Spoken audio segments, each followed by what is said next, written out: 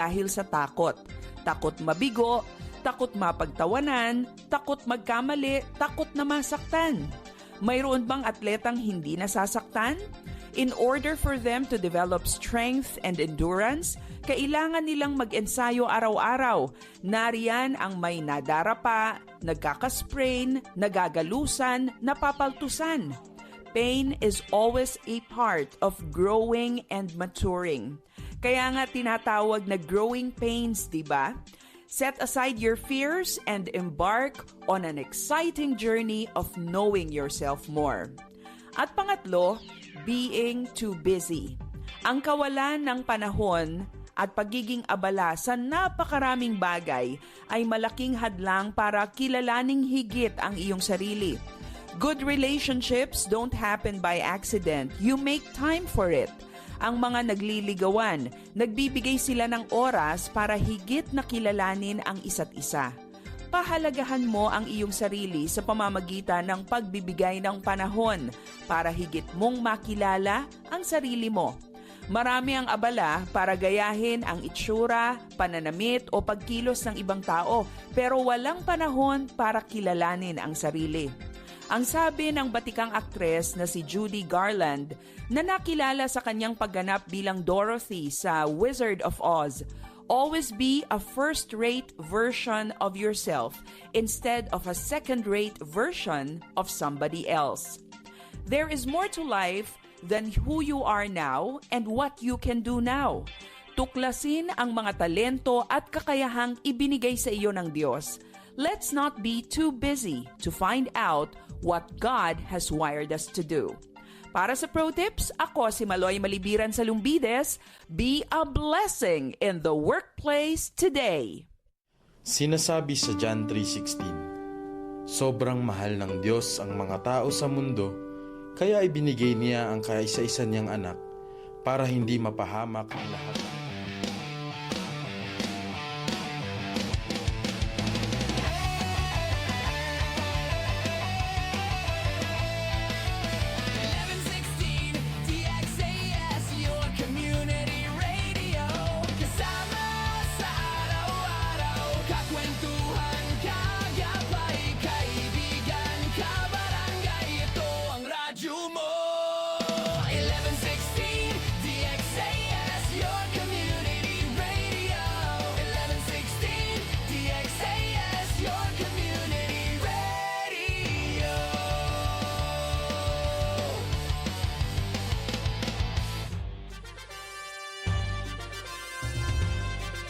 Este el DXAS FEBC, de ustedes Radio Comunidad, ta serví para conectar gobierno, privado y mga miyembro del comunidad.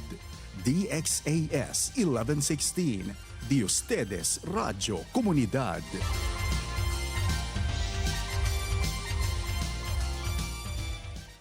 Ang oras sa buong Pilipinas, alas 7:09 na ng umaga.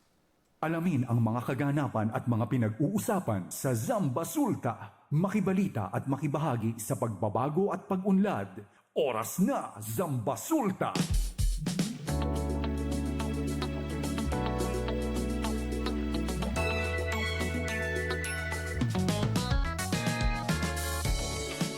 Isang mapagpalang araw sa lahat ng nakikinig sa 1116 DXAS, your community radio.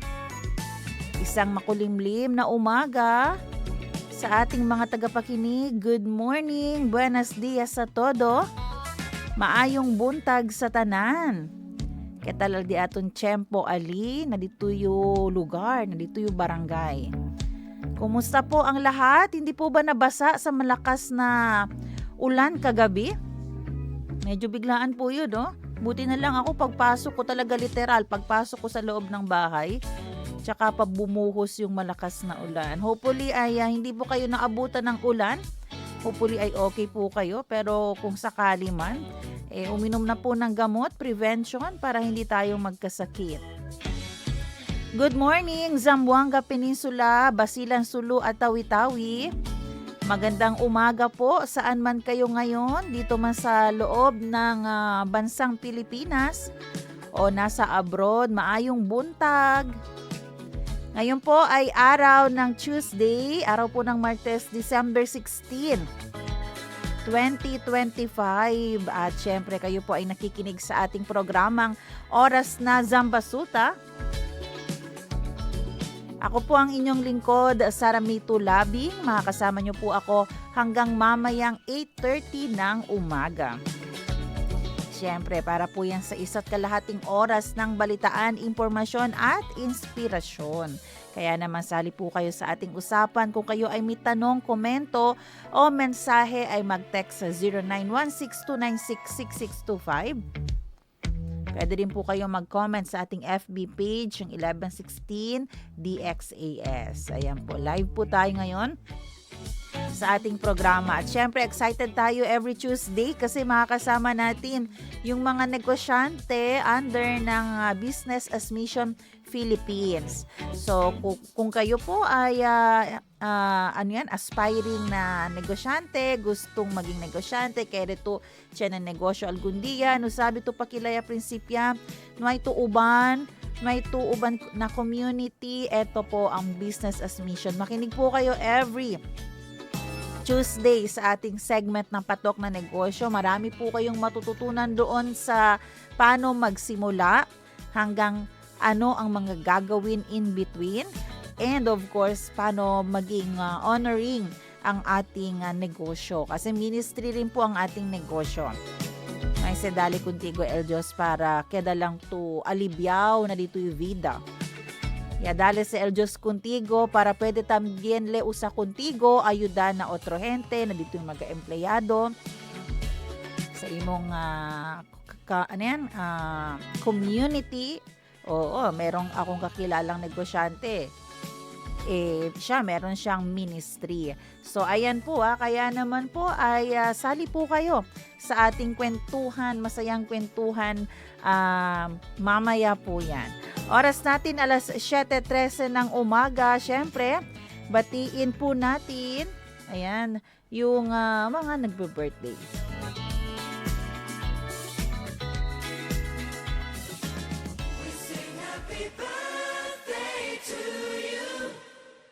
And may all your dreams come true. Happy, happy birthday.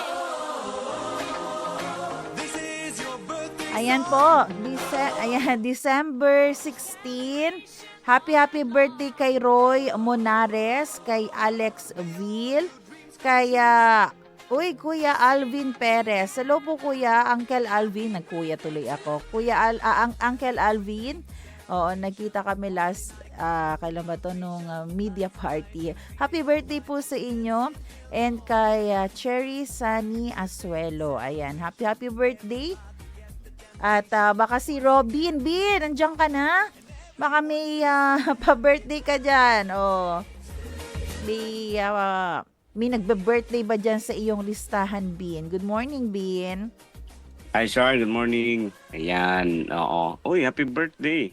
Oh, happy birthday kay Ma'am. Oy, kay Pengs Ismael at kay Fatma Ladja, kay di ako sure kung birthday Frank Reid Horton. Ayan, happy birthday. Ayan, happy birthday po sa inyong lahat and God bless you.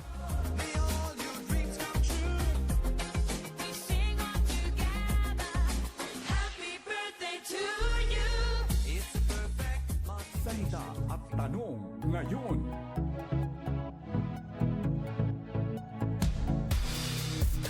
Para sa ating salita ngayong umaga, the power of our tongue.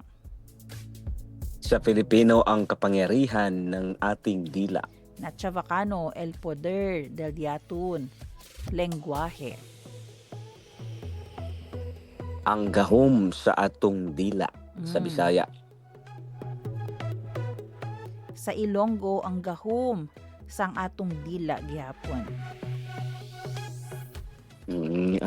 Tawsog no ang kawasa sin dila. Yung sa Chavacano pala, el poder del diatun lengua. Sumobra ako. Pero, related din kasi ano bang lumalabas din sa ating bibig gamit ang ating dila? LDL, magalengguahe katya nakita. Tanong po natin, Bin, bakit ngayon ka lang?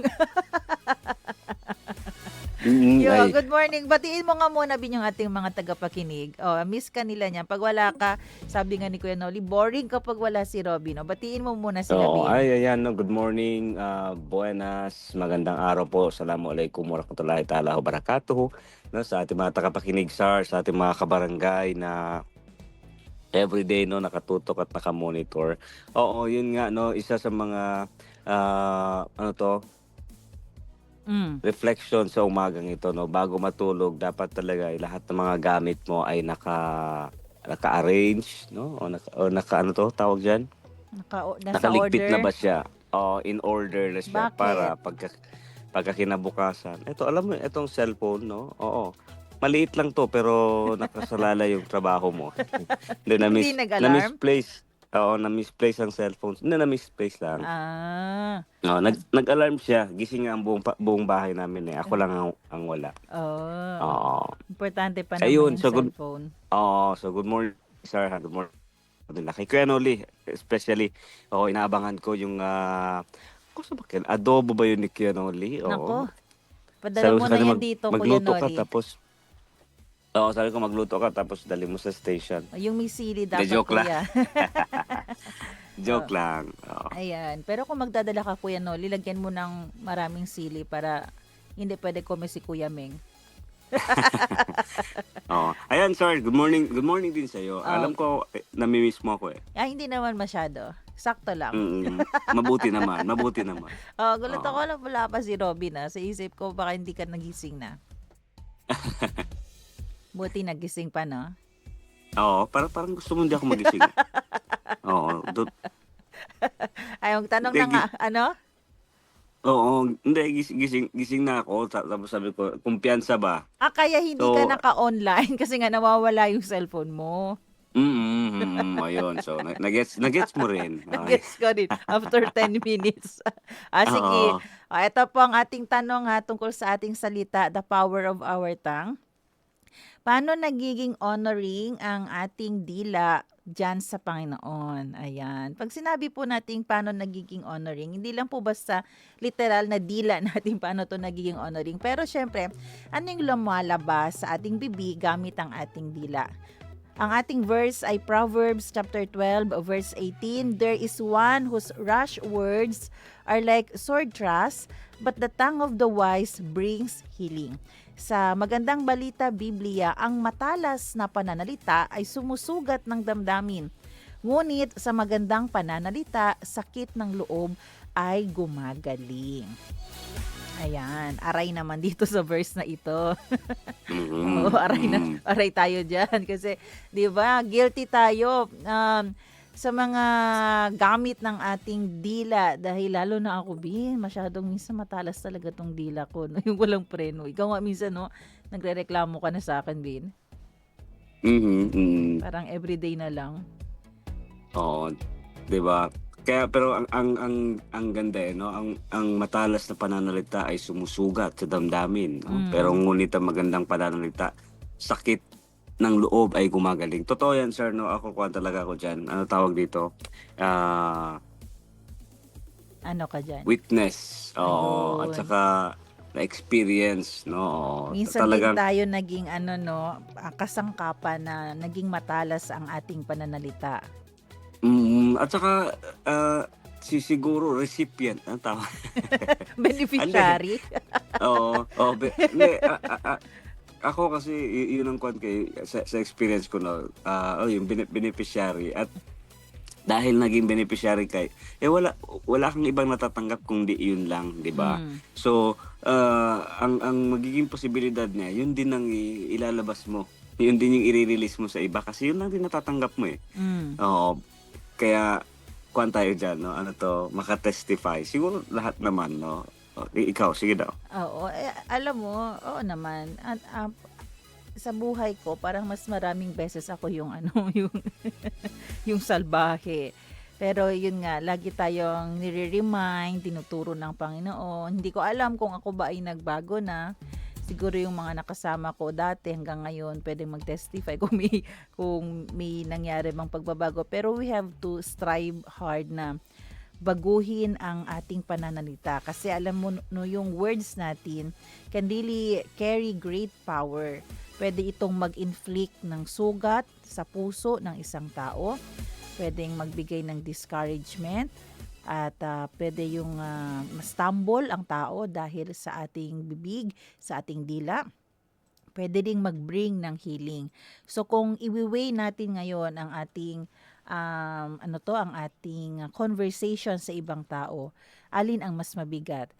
Yung paano yung power ng iyong tongue? Nagbibigay ba ito ng kasagutan, ng encouragement, ng gabay sa taong ito? Mas lumalapit pa siya sa Panginoon o lalo siyang lumalayo dahil wala siyang nakikitang good example mula sa iyo? Alam mo, Bin, mahirap din talaga minsan, no, kung ikaw yung klase ng tao na you speak the word of God and at the same time you also speak mga words na alam mo yung nakakasakit, may hatred, mga pagmumura. Oo, ang hirap nun. Oo. Siguro 3 years ago, no, may nabasa akong book tungkol sa paano magsalita. Oo.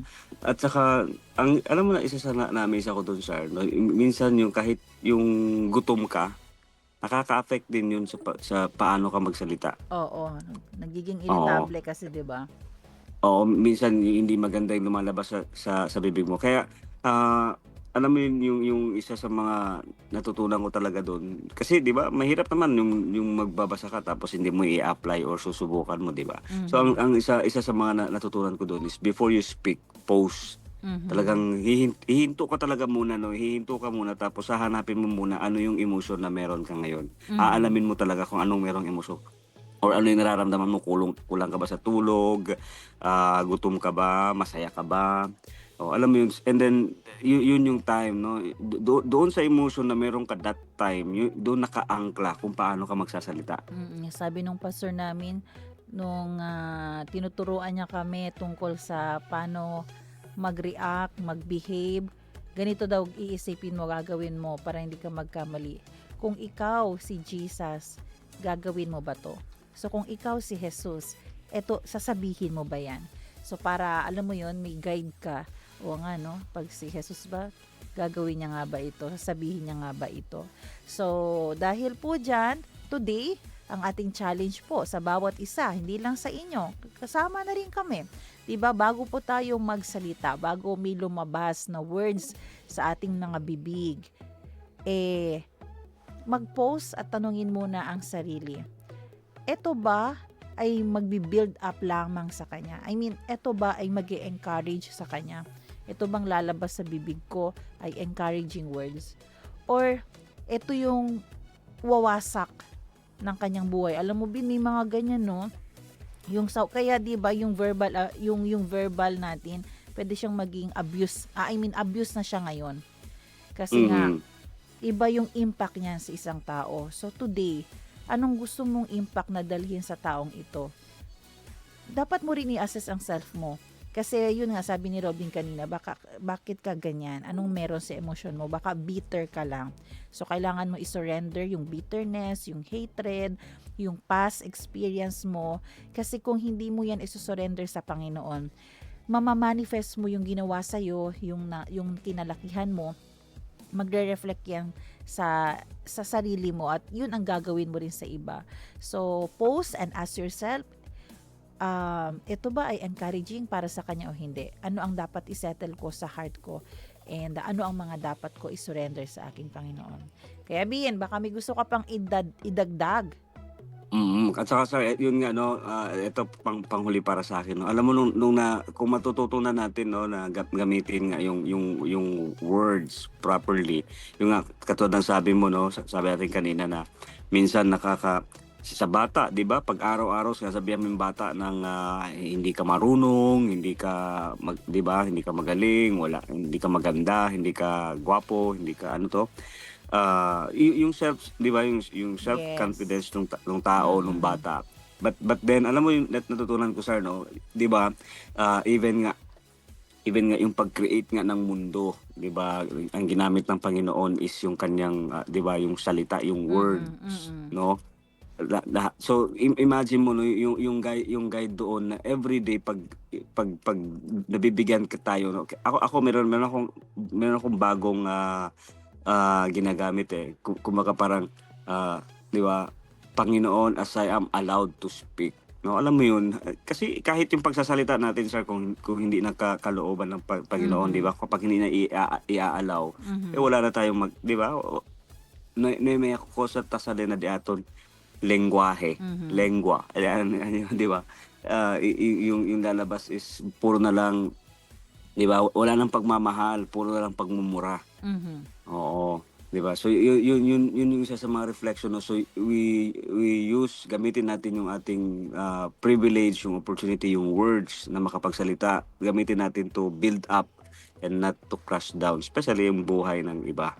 Yes, privilege din ang magsalita kaya gamitin natin ito sa tama. Tandaan po natin, ang ating mga words ay gift din mula sa Panginoon. So let us use them para ma-lift po yung spirit ng iba, lalo na ngayong Christmas season. Hindi lahat masaya kasi hindi namang pantay-pantay ang ating buhay.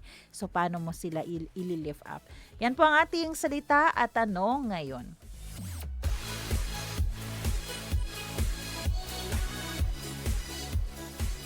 Mga gawang kabutihan para sa bayan. Marapat ipamalita yan. Mabati ang mabuti. Honesty is truly the best policy. Yan po ang tampok sa ating kwentuhang kabutihan na ayon na may kasamang humor. Ayan. Naiwan po kasi ng uploader ng video sa Facebook na si Phoebe ang kanyang cellphone sa comfort room ng National Museum matapos dumalaw dito one day. Nang kanyang balikan, wala na ang kanyang cellphone. Sinubukan pa niyang hanapin sa iba't ibang bahagi ng museum pero wala talaga. Lost na siya at wala nang pag-asang makahanap pa ito. Pero hindi po siya sumuko. Hindi sumuko ang kanyang kasama rin at sinubukang tawagan ang numero ng kaibigan. Nagulat po sila nang may sumagot. May nagbalik daw na magkakaibigan sa guard at sinurrender ang nawalang cellphone ni Phoebe. Hindi doon nagtatapos ang kabutihan dahil nag-randomly ay i-check ni Phoebe ang phone. Nakita niya ang isang save video ng 3 magkakaibigan. Nag-record pala ang mga nakakuha ng kanyang cellphone at nakakatawa dahil tila ang isa pa dito ay nagbigay ng paalala sa pabirong paraan. Sabi niya, sana po next time wag nyo na iwan kung saan-saan. Buti na lang po mababait kami dahil scholar kami ng bayan. Umani po ito ng good vibes na comments mula sa mga netizen at hinangaan ang kanilang katapatan lalo na abot kamay na sana ang pagkuha ng hindi pag-aari. Dahil sa honesty, na-treat pa sila ni Phoebe bilang show of gratitude. Kaagapay, praiseworthy ang katapatan lalo na kapag walang nakakakita. Maging tapat tayo kahit sa maliliit na paraan. Dahil kung sino man ang tapat sa simple, mapagkakatiwalaan pa ng mga biyayang mas malalaki. Hindi sukat, kulang sa timbang, pandaraya o maling gawin. Maitama ang mali. At para naman sa maitama ang mali, nabiktima pa nga ng tamang hinala. Bugbog ang inabot ng isang nanay sa barangay Bangkal, Makati City matapos pagbintangang nagnakaw ng 3,000 piso. Sapak, palo, untog, kagat, at kung ano-ano pang uri ng pananakit ang natanggap ng marinig o nang marinig siyang humihingi ng saklolo ng isang netizen na si Lorenzo. Kaagad naman siyang nilapitan at tinaboy ang mga nambugbog. Aniya, kung may reklamo sila sa matanda ay maiging ilapit na lang sa otoridad kesa mapangunahan ng emosyon at manakit. Binitawan naman nila ang sugatang babae at bigla na lamang nawala sa eksena. Nang kausapin si nanay, sinabi niyang wala naman siyang ginagawang masama.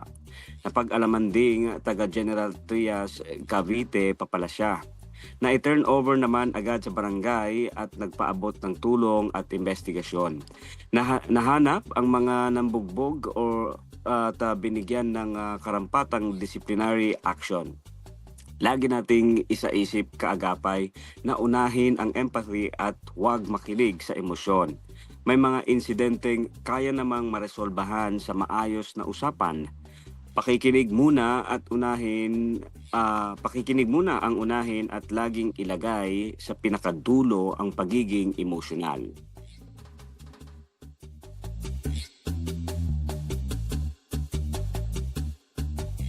Zambasulta Balita.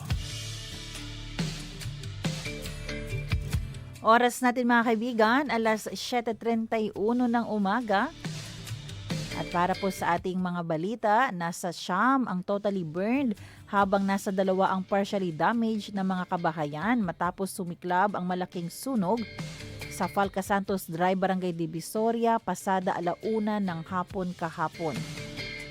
Batay sa panayam sa may-ari ng bahay na kinilala na si Edwin Rasul, kung saan unang sumiklab ang apoy, nagsimula umano ang sunog sa kanilang kisame sa second floor at kumalat sa kanilang mga kapitbahay matapos may mag-spark sa poste ng Zamselco.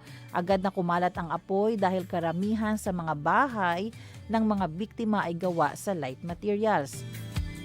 Ayon pa kay Resol, ang poste ay malapit lang sa kanilang ikalawang palapag. Ayon pa dito, 3 taon na niyang nirereklamo sa Zamselco na ilipat ang poste ng kuryente sa tamang lugar dahil nasa kalagitnaan ito ng mga kabahayan at malapit din sa kanilang tahanan. Ngunit sa loob ng 3 taon umano, walang ginawa ang Zamselco kahit na nagbigay na siya ng right of way. Ang kinagagalit pa ng biktima ay hindi sila kumukuha ng kuryente mula doon sa posteng na pinagmulan ng sunog, kundi ang kanyang mga kapitbahay lamang. Desidido ang biktima na maghain ng legal action laban sa Zamselco dahil hindi siya papayag na sorry lang ang sasabihin ng pamamahala sa kanila. Dahil sa sunog, walang halos na isalba ang pamilya at kahit ang kanilang aso ay namatay din dahil nga sa insidente. Zambasulta Balita. Aabot sa 5 pamilya o may kabuuang 47 individual ang naapektuhan ng sunog kahapon sa Falca Santos Drive, Barangay Divisoria. Ito ay ayon sa profiling ng SK member ng nasabing barangay.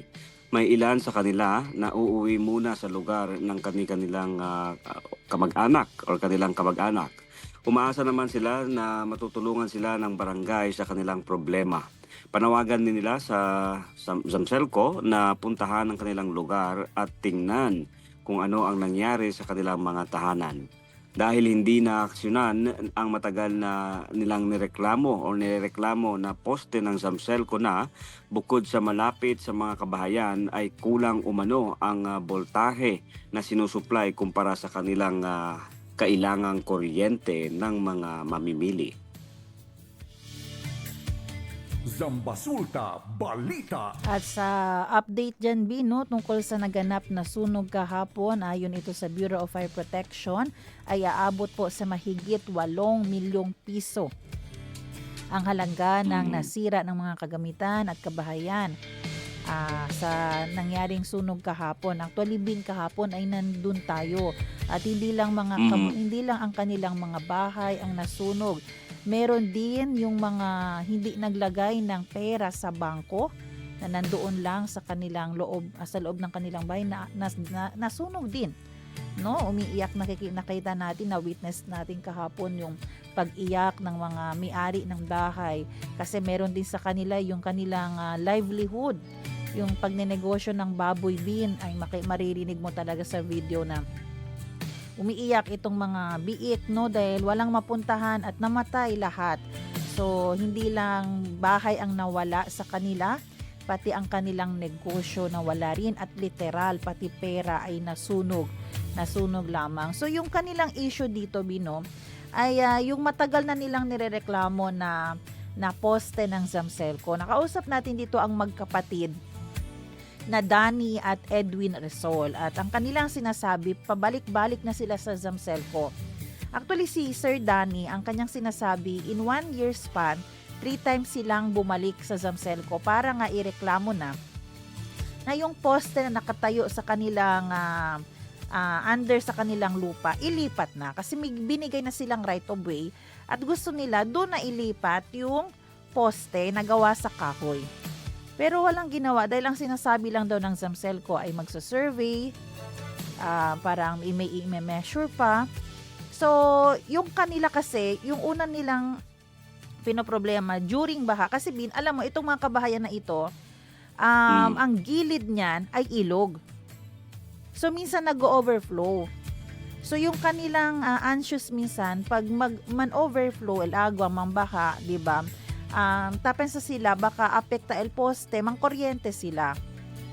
So, nakaligtas nga sila sa baha, hindi na kuryente, nakema tamin. Kasi yung sunog kahapon, nagsimula nang may mag-spark daw doon sa poste, yamang kalayat el puego na war, para alya nakisame, kanda Sir Edwin. Kaya, yung maririnig mo actually yung galit ng puso niya.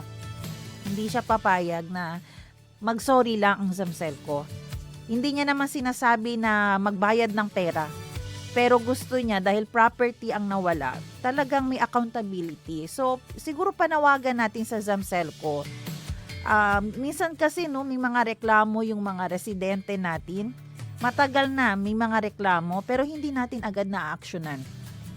Kabar, kwando kita man aksyon? Siya kemaya. O kumuara o. 11 casa. 9 totally damaged. 2 partially damaged. Pasko pa. Paskong Pasko. 'Di ba? Minsan hindi lang na-realize ko, minsan hindi lang sa Zamselco, although sila yung highlight natin. Minsan sa ating opisina, sa ating church, sa ating bahay, may mga matagal nang nirereklamo. Do you give these things yung attention? Binibigyan ba natin ng attention to? O bibigyan na lamang natin ng attention pag mahina disgrasya na? Kung may araw, bueno lang, kay di ba buti lang din, wala ni isa sa kanila ang nasugatan, walang namatay. Pero imagine mo, mawawalan ka ng bahay, mawawalan ka ng pera, ng kabuhayan, Paskong Pasko pa, saan mo sila ilalagay?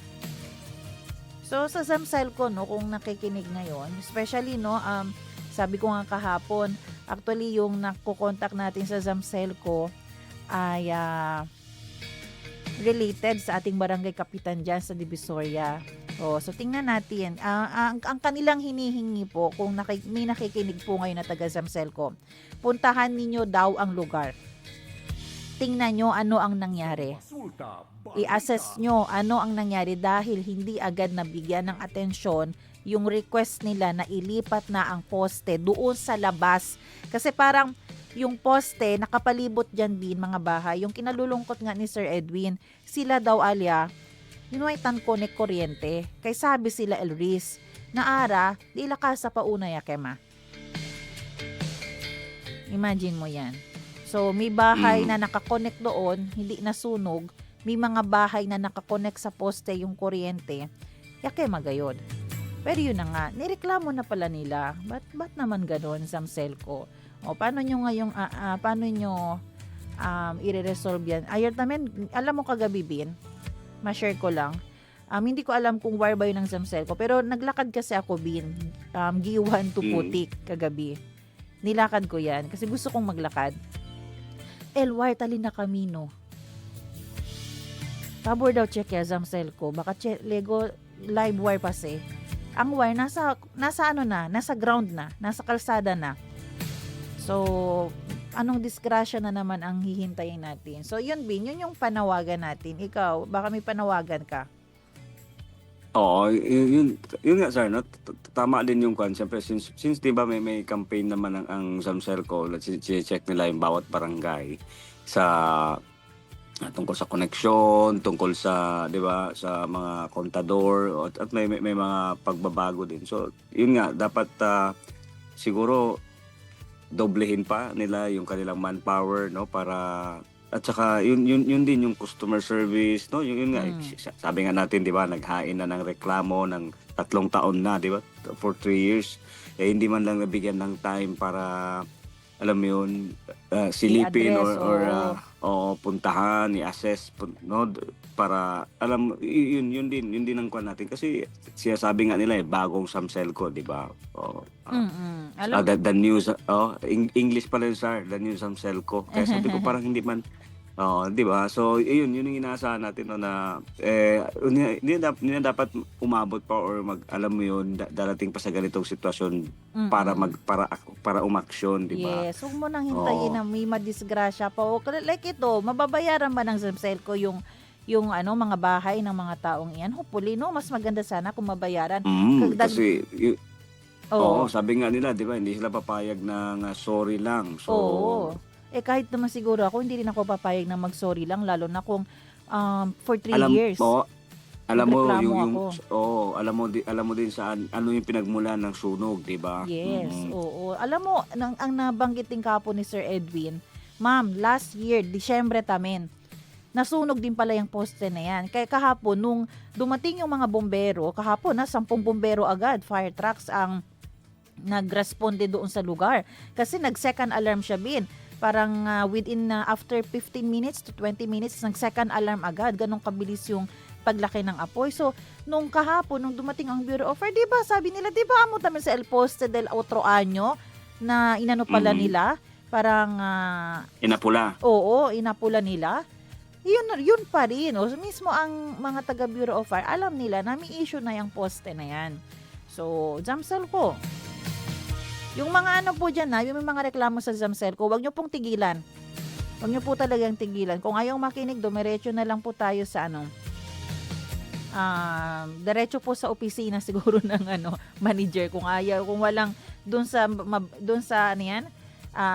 sa mababa na mga posisyon ay walang nakikinig. Kasi 'di ba ayaw natin na pwede kita kasa, no? Elkema, nako. Yan po ang ayaw natin, ang iwasan natin. Kaya panawagan sa Zamselco, please, puntahan nyo ang lugar at tingnan nyo ano po ang tulong na maigagawa ninyo dahil lahat po sila ay nagsasabi. Alyaya Principia Elkema, Cuadra Chenes Park. Zambasulta Balita. Oras natin mga kaibigan, alas 7:43 ng umaga at para po sa ating weather update, no, kung saan po kagabi nga ay nakaranas tayo ng biglang buhos ng ulan at malakas na hangin. Para po ngayong umaga makakaranas ng cloudy to cloudy skies na may kasamang isolated rain showers at thunderstorms dito sa Zamboanga Peninsula, Basilan, Sulu at Tawi-Tawi. Dahil po yan sa easterlies. Mag-ingat po ang lahat dahil possible po ang pagbaha at pagguho ng lupa during severe thunderstorms.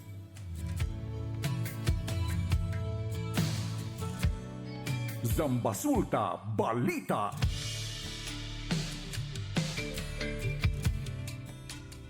At para naman sa ibang balita, makakapasok na ng libre o wala ng entrance fee ang sinumang maliligo sa Pasonangka Park Swimming Pool para sa buong buwan ng Disyembre.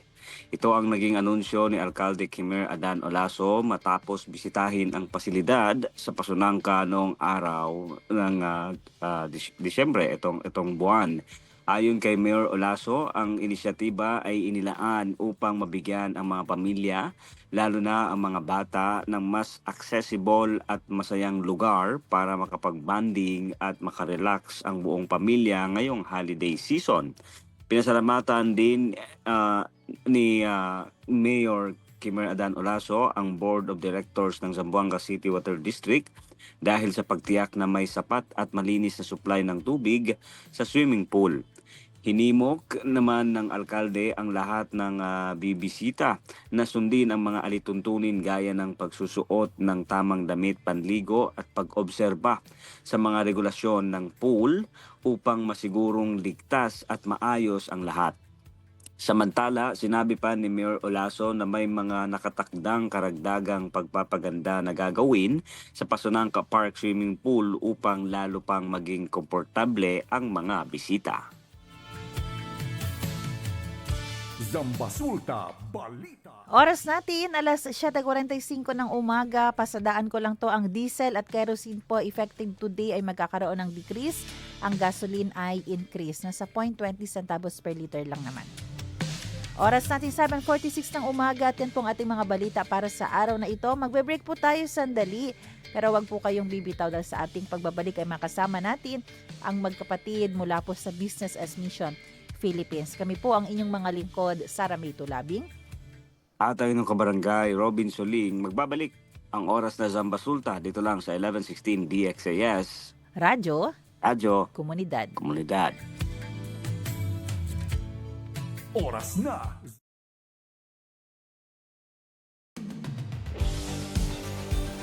Pakinggan ang mga kwento ng nagbagong buhay sa pamamagitan ng mensahe ng pag-asang mula kay Hesukristo.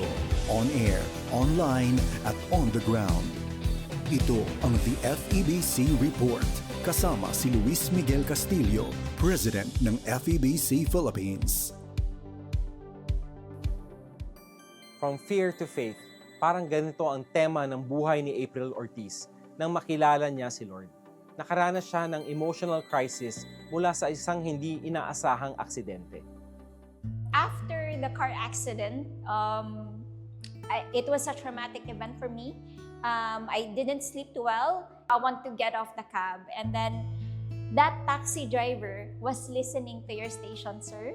And I praise God because that word of that radio station, your radio station said, fear comes from the enemy. That fear is not from God. Up 987 DYFR FM ang station na napakinggan ni April sa Cebu City. Na-encourage siya ng message na i-focus ang paningin kay Jesus at magtiwala sa Diyos na nagbigay sa kanya ng second chance in life. I think the hardest part for me, sir, was knowing that I'm alone. Because my husband is not there, I'm going to be the ones going to drive the car. And knowing that you are alone and that no one is there to help you navigate through life and your emotion, that's for me is quite hard. And that's how the Word of God helped me and build my faith.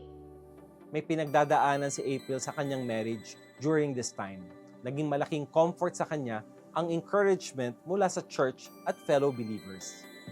I praise God because little by little He was sending me warning, and He was actually building and He's aligning people, and one of the community is also your radio station and also the church, and it actually helped me to be deeply rooted in the Word of God and really to help me in terms of my emotion of really not feeling alone. I think it was DJ Zara mentioned that the Christian life is not meant to be lived alone. It has to be lived in a community. And then accountability is very important, in which something that I forgot, and I think that is one important factor as a Christian that we should always remember. Well, thank you for sharing that. You've mentioned foundational things, being biblically rooted, being in a community, being amongst peers or friends or others who are going through the same thing. But I think the anchoring is really important. The anchoring is anchored on God. And I think the tremendous sacrifices that we go through allows God to mold us in these trying times. And when people hear the message, they should really be part of a community. And the best community is to be part of the body of Christ. So I think your example is an encouragement. Your station actually helped me to find joy, happiness, and to find God again. I'm doing quite well with the help of God. That's one thing that I can say. I'm not where I used to be, praise God. Gaya ni April, maraming tao ang nakaka-experience ng kalungkutan at isolation, kahit pa sa urban areas. Bahagi ng mission natin sa FEBC na i-connect ang mga tao sa gospel-believing communities kung saan maririnig nila ang salita ng Diyos, makakatanggap ng pastoral care at mararanasan ang pag-ibig ng Diyos mula sa congregation. Sabi pa ni April, marami sa nasasakyan niyang taxi sa Metro Cebu ang naka-tune in sa Up 987. Grateful siya dahil nare-reach out ng good news ang mga taong maaaring walang chance na makarinig nito. Payo ng Ephesians 4:15-16, sa halip sa pamamagitan ng pagsasalita ng katotohanan sa diwa ng pag-ibig, tayo'y dapat maging lubos na katulad ni Kristo na siyang ulo nating lahat. Sa pamamagitan niya, ang buong katawan ay pinag-uugnay-ugnay ng mga kasukasuan na mula rin sa Kanya. At kung maayos na gumaganap ng tungkulin ng bawat bahagi, lumalaki ang katawan at pinapatatag nito ang sarili sa pamamagitan ng pag-ibig. We'd love to hear how God has used our broadcasts to encourage you and nurture your connection to a church family. I-message kami sa info@febc.ph. To support FEBC's gospel broadcast and bring hope to more people, please visit febc.ph/give. Hanggang sa susunod, ako si Luis Miguel Castillo para sa The FEBC Report. Take care and abide in Christ. Napakinggan mo ang The FEBC Report. Para maging updated sa ating stories online, mag-subscribe na sa ating YouTube channel at i-follow ang ating Facebook at febc.ph. Maging kabahagi sa misyon ng Far East Broadcasting Company Philippines na ipahayag ang mensahe ng pag-asa ni Hesukristo sa mundo. Bisitahin ang aming website sa febc.ph/give. Salamat sa inyong suporta sa ministeryo ng Panginoon. Pagpalain po kayo ng Diyos.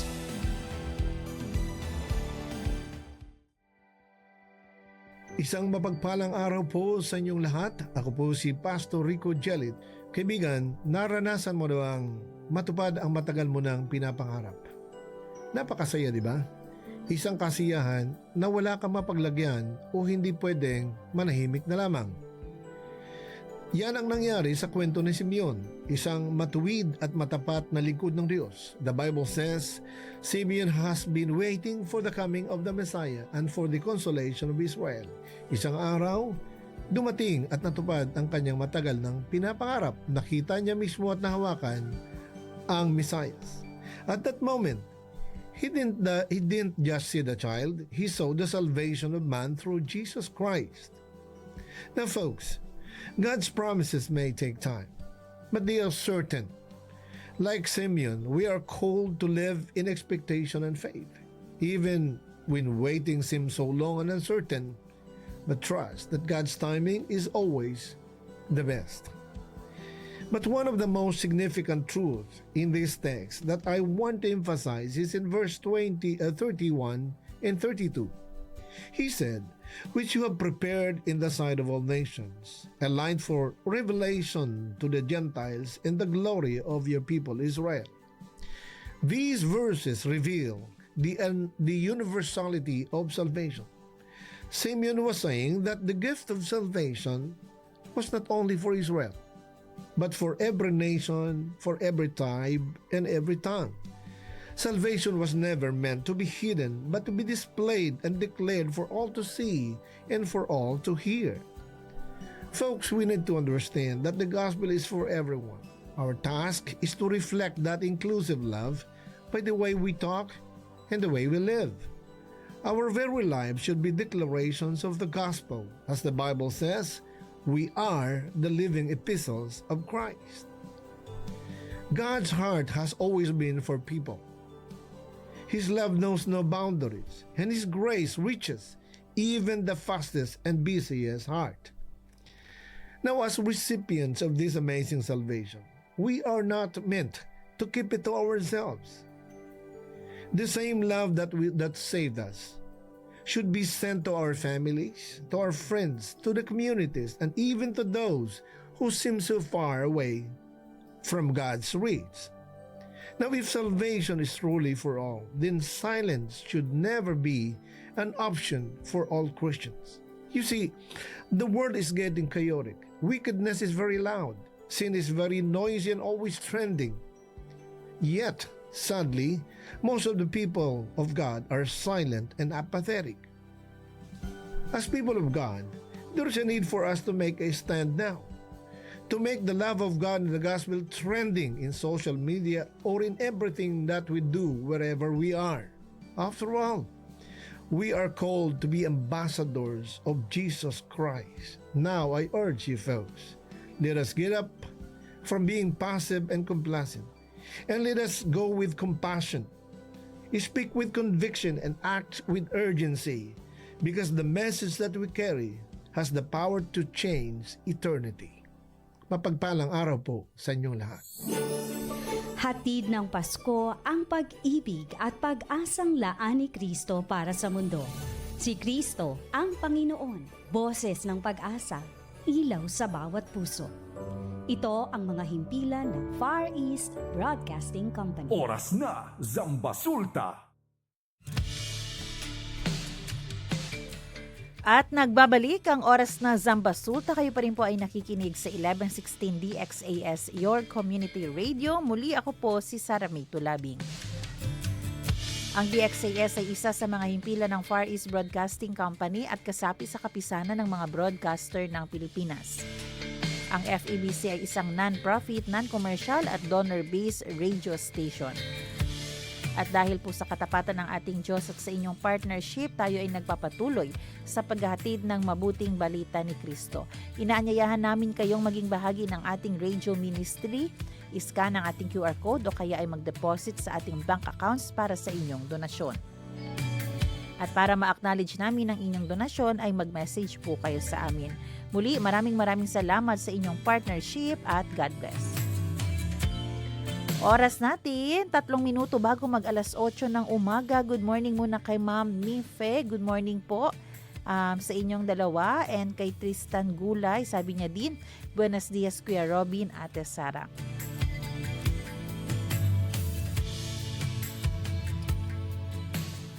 Patok na negosyo. Gaya nga po ng sinabi ko kanina, ngayong araw ng Martes, every Tuesday ay makakasama po natin ang Business as Mission Philippines. Ngayon po, ito ay ang part 2 ng magkapatid na testimony ng magkapatid na sila Daniel Christopher Lim and Michael Kenneth Lim. Pakinggan po natin ito. Ito nga po ang Business as Mission Philippines. Ako po si Jo Cabrera Alabastro at tayo po ay napapakinggan sa 702 DZAS at sa iba't ibang himpilan ng Far East Broadcasting Company Philippines mula Luzon, Visayas hanggang Mindanao. Maaraw po sana at kung maulan man sa inyong lugar ay nananatili pong maganda ang araw. At syempre kasama po natin ang ating mga bisita mula sa Business as Mission Philippines. Sila po ay mga magkapatid na mga negosyante ng United Neon Advertising Incorporated, si Sir Daniel Christopher Lim. Good morning, Jo. Good morning po. Siya po ang CEO and Managing Director at si Sir Michael Kenneth Lim. Hi, Jo. Good morning po, sir. Siya po ang President. And para po sa mga hindi pa po familiar sa inyong business, pwede po bang brief introduction po? Ano po ba ang ginagawa ng United Neon? So, United Neon, right now, we are most well known for sa BGC. If you see the 3D na LED, so with people taking pictures, that's our 3D na digital screen. Pero we started 1937 with neon signs by my grandfather. He's a first generation. And then my father took over during the 1960s, second generation. I'm the third generation during the 1990s. And right now, we have our fourth generation, which is my nephew na. So over the years, United Neon has grown from neon, ngayon, digital na ngayon, fast forward. Ang galing. At marami pong mga negosyo na hindi na nakasabay sa pag-search ng technology. Yung billboard signs, yung nung nawala na yon, hindi na sila nakapagpatuloy. Ano po yung naging sikreto sa palagay po ninyo? Bakit nagtuloy-tuloy from 1937 up until today? For me, there are two secrets. Number one, two success principles. The first success principle is we never fought the trend or technology. Kasi usually, people think na, Neon, we are a Neon company. So kung may bagong technology, the other companies are saying, ay, kalaban yung itong technology. Pero for us, we adapted it kasi eh. So whatever is a new trend, whatever the market needs, we always adapt to it. That's number one. Second is, it's all about the Lord. Parang because our grandfather and father modeled it kasi na it's really following biblical principles, applying it to the company that allowed us to last for so long. Wow. And talking about being a friend to the technology. So, Sir Michael, ina-apply nyo rin yung AI? Of course. Nakakatulong rin ang AI sa inyong company? In fact, Danny being the CEO pushes from data analytics to AI to you need to keep changing. If you think about it, in 1937 it started with neon tubes, neon sign. Then eventually naging trapal, tarpaulin, you printed that. And then eventually LED. And then eventually 3D LED. So we don't know what's next. But it's very important to be open, which includes AI. Ngayon yung 3D, yung parang halos lumabas na sa screen, ano? Yung nakikita nga natin sa BGC. And kayo po na mga magulang na, sabi nyo nga po, you are third generation business. Fourth pala. Ano po yung mga principle ng parents po ninyo na nai-apply ninyo sa pagiging magulang po ninyo sa inyong mga anak? Sir Danny. First is sa United Neon in our family, it's really modeled by my parents is love God with all your heart, soul, mind, and strength, and to love others as yourself. So that principle applies to everything to life kasi, in business, in family also. So when you think about others kasi, it means that when you love God, then you are able to love others, diba? So you are not as self-centered, you think of the other person. So in that sense, in running a business, we always think of our employees. We always think of what would be the good for our partners. And in the family, how can we grow disciple our children well? Because the important thing is, since we are stewards of the company, then we need to pass it on to our children who has character and skills to lead it in the future. Actually, on top of that, thinking back, I think a legacy from the previous generation is the willingness to do tough things for the Lord. Wow. Can you be more specific on that? So, when my lolo started the business, he worked very hard getting clients. Basta kung sinong willing to get neon signs, neon billboards, go lang. Needs to put food on the table. By the mid-60s, when he turned over the business to my uncle and my dad, GM and sales manager, they told their dad, which is my lolo, sabi nila, Pa, since ito-turn over mo sa amin yung business, meron ba kaming pwedeng isang request? And he said, okay, ano yon? He said, yung ating big chunk of the business is nasa tobacco business and liquor business. Dami. But because as we grow in our faith, we realize these are not healthy for God's temple, which is all of us. Can we have your blessing to slowly phase out liquor and tobacco ads and to replace them with other industries? Normally, as the founder of the business, you have kids asking you that. Your response is, that's a ridiculous question, right? But I'm sure na-shock din siya sa request na yun. But his response was, okay, my two sons, you're taking over. I'm shocked with your request, but kayo naman ang suffer ng consequences nun. Sige, go lang. So that empowerment of allowing them to take risks and possible mistakes, that was a big model. And the Lord blessed that decision. They dropped. Obviously, sales dropped.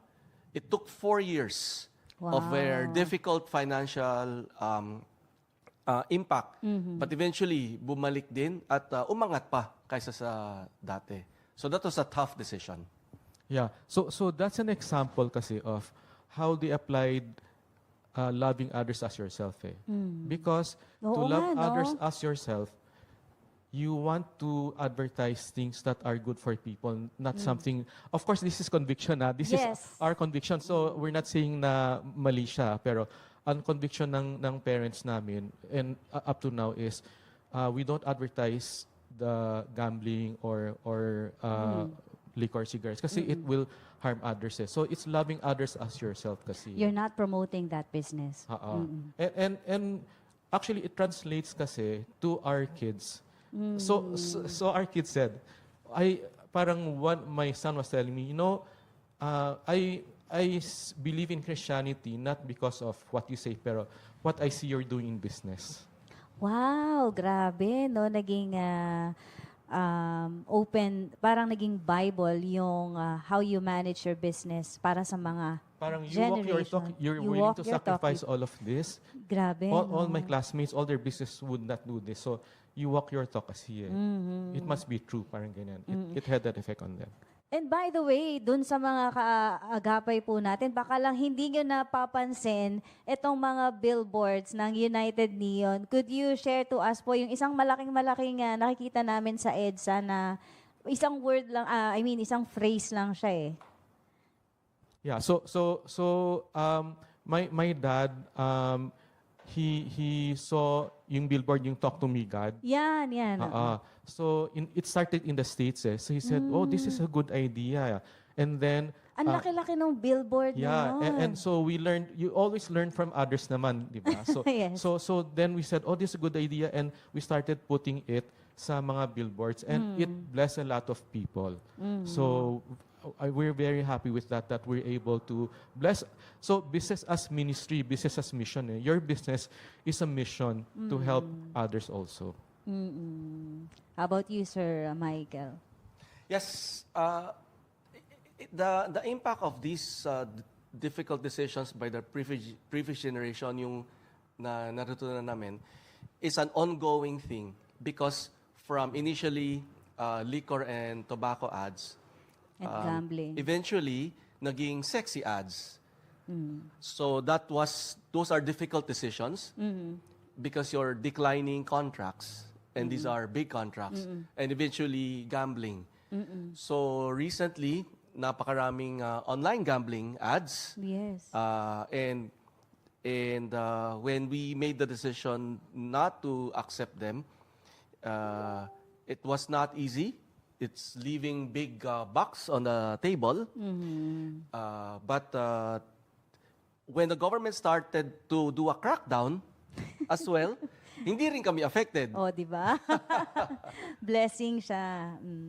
And very interesting, my son, the fourth generation, who reports to Danny, his uncle, recently, siya pa ang may nag-submit kasi ng isang client requesting for an ad, and siya pa yung naka-identify na, uy, tito, nakatago lang pero may online gambling component dito na so siya pa yung nang-call out noon. So, yung principle na ipamana na, no? Game changer yung ganong decision kasi talagang sacrifice sa larangan ng pera sa paningin ng marami, pero it is really a conviction. It's your way of telling God, this is your business and this is how we will show our worship to you.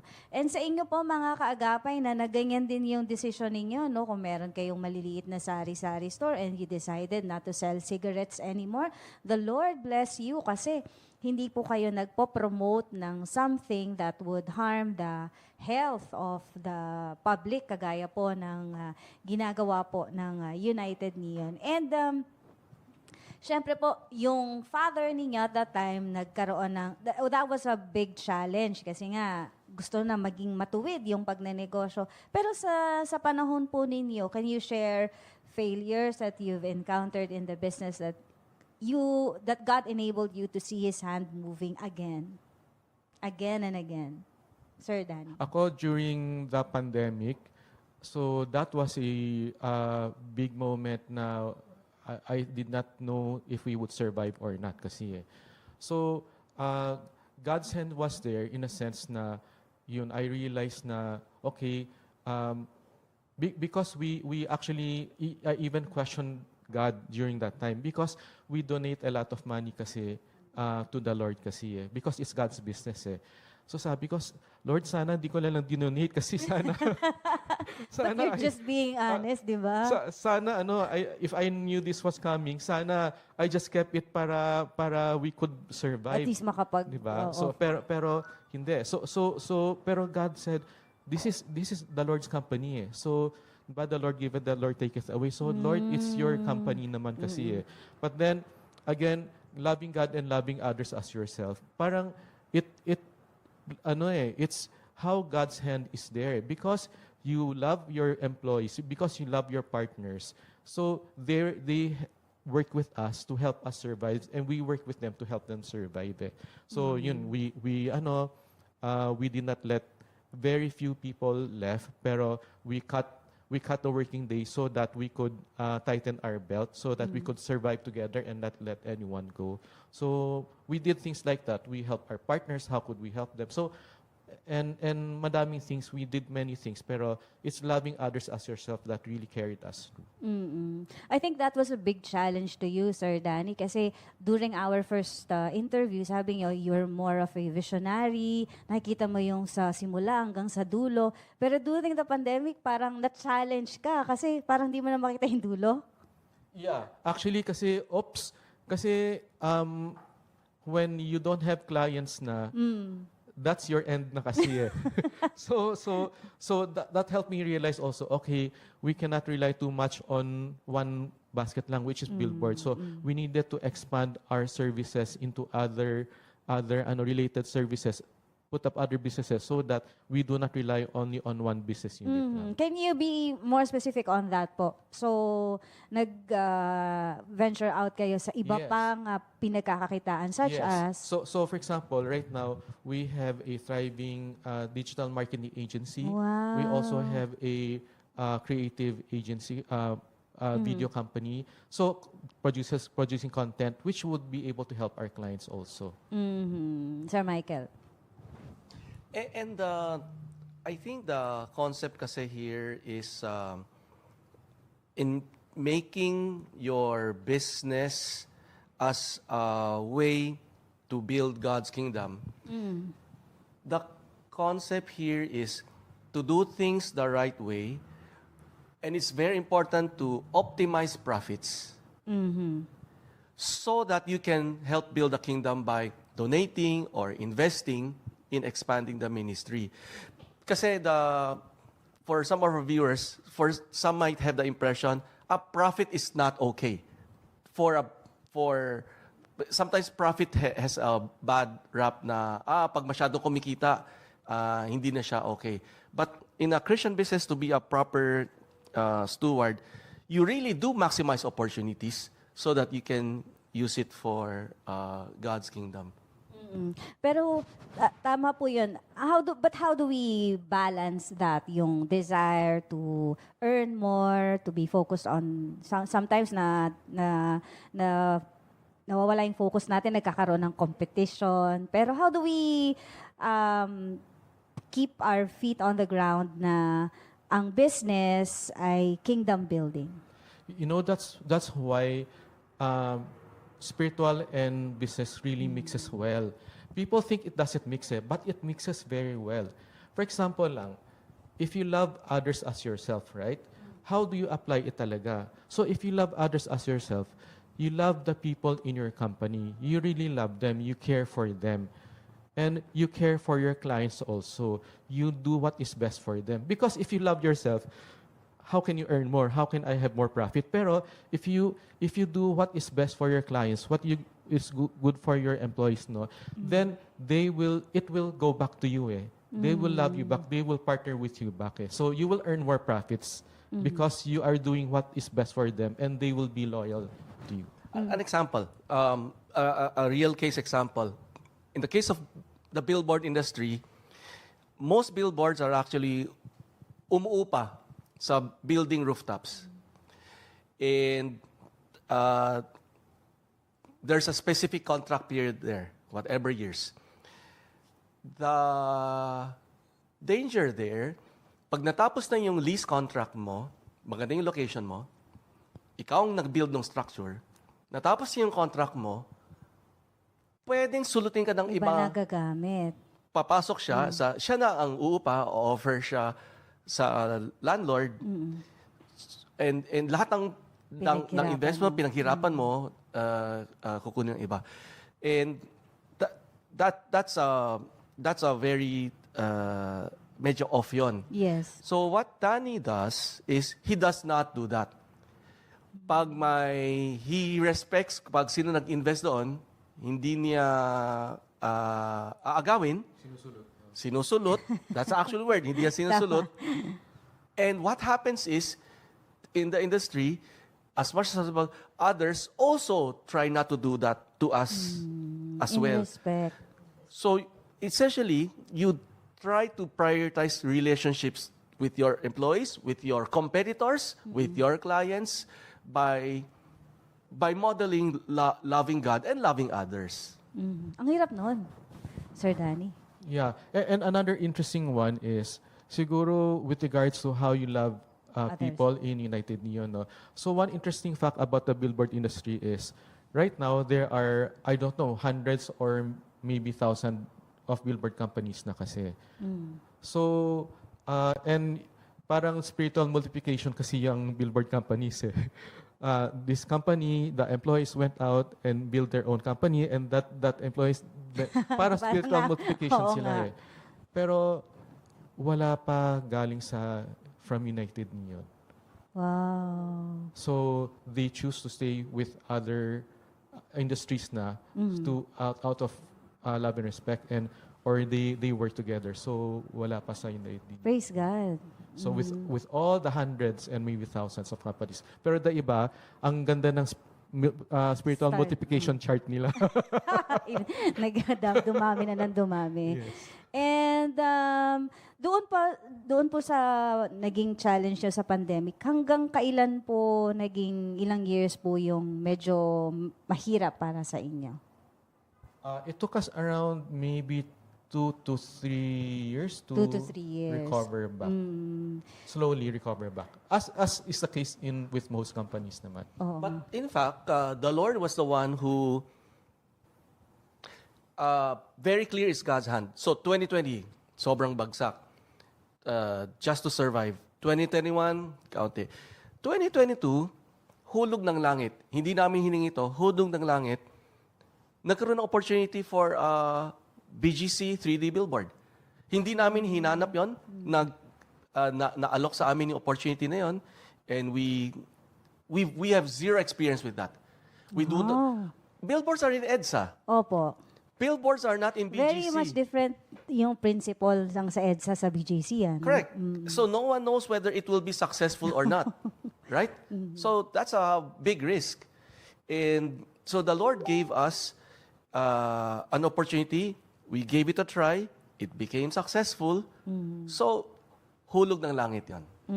Yan ay blessing po ng Panginoon. Ano? And thank you po na pinapakita niyo po sa amin yung development ng technology. Na-imagine po namin, syempre lalo na sa mga mas nakatatanda, yun talagang neon, yung signages na lumang-luma hanggang sa ngayon na dinadayo ang BGC dahil sa magagandang billboards ay ang nasa likuran pala nun ay ang United Neon. And mga busy po kayong mga tatay, paano po na inyo nababalanse yung oras ninyo sa family? priorities are very important. We only have 24 hours. And paano mo gagamitin yung 24 hours? Mabubuang ka pag hindi mo i-prioritize. And so, very clearly, it's God should come first. And then, family. And then, business and ministry. It should not be baliktad. And if kung himayin mo family, marriage comes first before kids.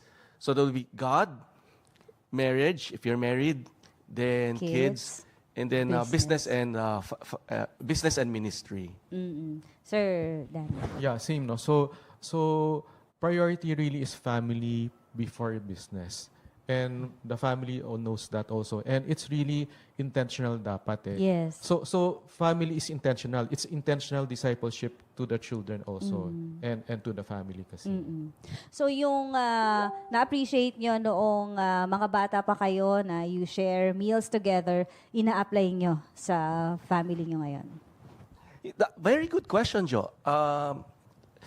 In the first part, na-mention namin, during meals, we have case studies with the kids for ating viewers na hindi naging clear sa kanila. Ano ibig sabihin nito? I'll give you an example. I have 4 kids. Danny has 2, 6 sila. We're having a Saturday night dinner. Wow. My parents, kami mag-asawa, sila mag-asawa. So, 12. We're around a round dining table, 12 eating a simple meal. And bigla sasabihin ni Danny or ng dad ko, may problema tayo. Ano yun? Meron tayong billboard na katabi niya isang fast food company.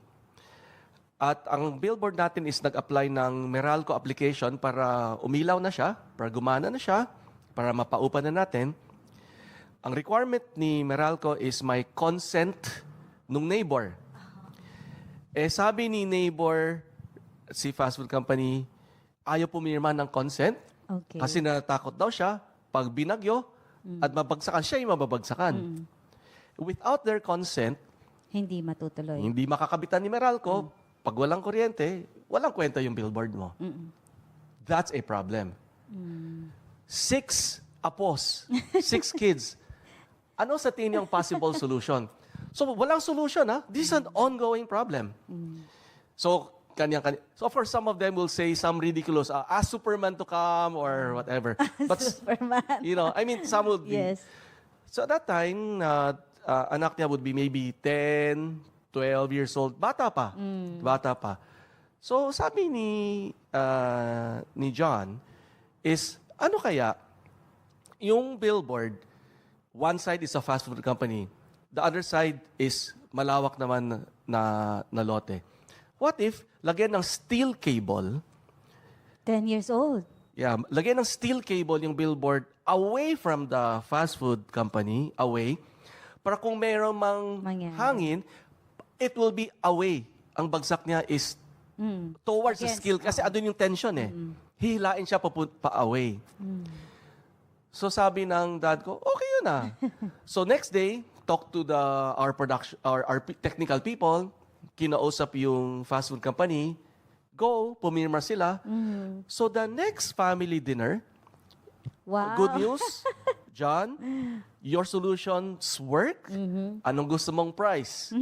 So I forgot, he wanted Nerf gun, 1,000 pesos, books, something to that effect.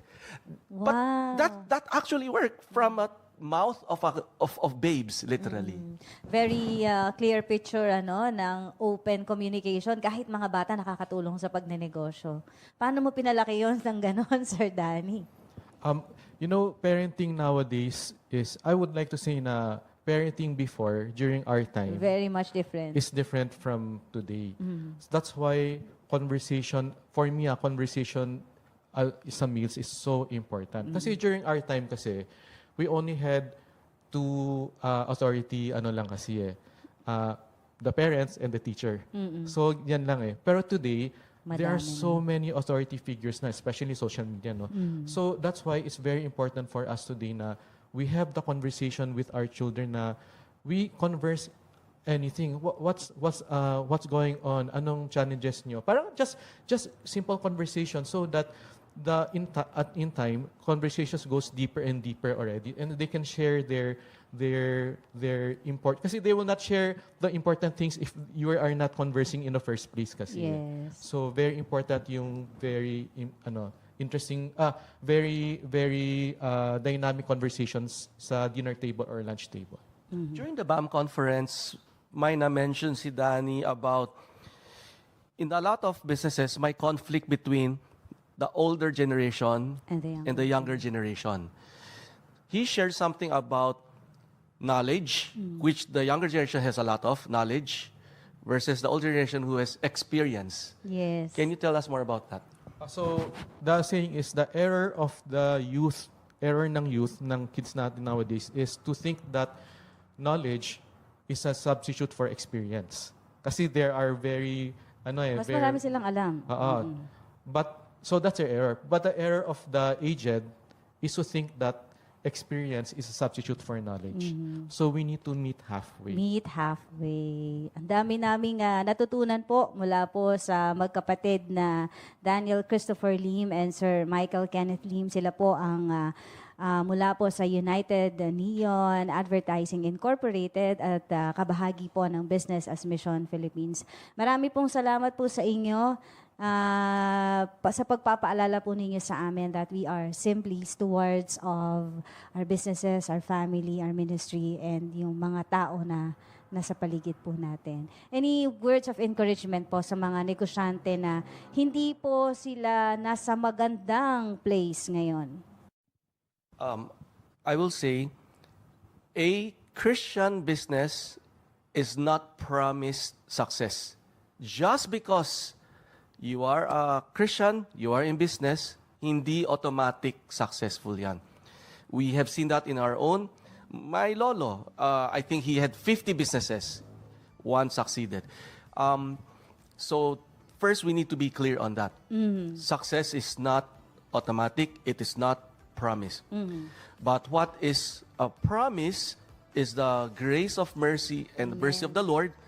In whatever happens, He has a purpose, and if it fails, we will end up better for it. And that's why we persevere. We put God first so that we have a full tank to be able to love God and love others and be in our businesses. That full tank starts with intimacy with the Lord. Sa akin, for Christian business people, the most important project that we will have is not growing our business, but discipling our children. Because even if you grow your business, but if your children does not have the character and the skill to succeed your business, baliwala din siya eh. So our most important success is the success of our children. Building them to, for me, love God with all their heart and love others as. Maraming salamat kay Ate Jo Cabrera. Ayan, at syempre, no, Alabastro, tama po ba yun? at sa ating mga guests. Alam niyo po, gusto ko po yung sinabi ng isa sa ating mga guests na yung negosyo, hindi po yan yung promise success sa atin. Ayan, kasi ang iba sa atin kaya pumapasok sa negosyo para maging mayaman agad. Pero hindi po. Binigyan sa inyo ng Panginoon, hindi lang para mag-success kayo financially, pero mag-success din kayo sa inyong character, sa inyong family, maging godly kayo, maging instrument kayo para makatulong sa community, sa inyong church, sa inyong family, sa charity, o kung saan man kayo ilalagay ng Panginoon. Yung kasi yung promise sa success, na ibibigay rin natin ang glory sa Panginoon. So maraming salamat po sa mga naging guest natin ngayong araw na ito. Siyempre maraming salamat sa ating mga tagapakinig sa radyo at Facebook. Maraming salamat sa ating technician, Kuya Romel Paulino. Susunod na po ang programang Serbisyong OFW Family Matters at Radyo Sinkauman. Magkarinigan po tayo muli dito bukas alas 7 ng umaga. Ako si Sara Mito Labing, nagpapaalalang posible ang pagbangon at pagbabago. Tayo ay maging bahagi ng solusyon ngayon. Sama-sama tayong umaksyon dahil oras na Zamba Sulta. Inyong napakinggan ang programang Oras na Zamba Sulta. Para sa mga komento, mensahe o suhestyon, tumawag o mag-text sa 0916-296-6625 o sa 0998-844-1410. This is your community radio, 1116 DX